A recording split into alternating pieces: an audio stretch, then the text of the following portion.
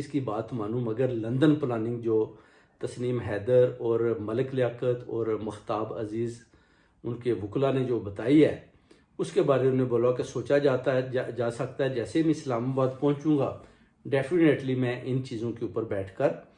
اپنی جو سینئر قیادت ہے ان کے ساتھ میں میٹنگ، اپنی وکلا برادری کے ساتھ میٹنگ کروں گا۔ مگر جیسے ہی خان صاحب اس ٹرک کے اوپر جاتے ہیں تو ان کے اوپر قاتلانہ حملہ ہو جاتا ہے۔ پھر اس کے بعد دیکھیں گیم جو ہے وہ چینج ہو جاتی ہے، پھر سارے نام بھی سامنے آ جاتے ہیں، تسنیم حیدر بھی سامنے آ جاتا ہے، اس کے بعد پھر ملک لیاقت بھی آ جاتا ہے، ان کے وکلا برادری بھی آ جاتی ہے، پھر خان صاحب بھی بتا دیتے ہیں کہ واقعی مجھے لندن پلاننگ کے حساب سے مجھے میسیجز آئے اور میں نے ان کی بات نہیں مانی تھی، مجھے مان لینی چاہیے تھی، جس کا حلیمہ باجی نے بھی بولا کہ ہمیں میسیج آیا، بالکل پہنچایا گیا، اور اس کے بعد جو ہے نا پھر حملہ بھی ہوا، اور اشرف شریف کے مرڈر کے بعد پھر خان صاحب پر بھی جو ڈیٹ دی گئی تھی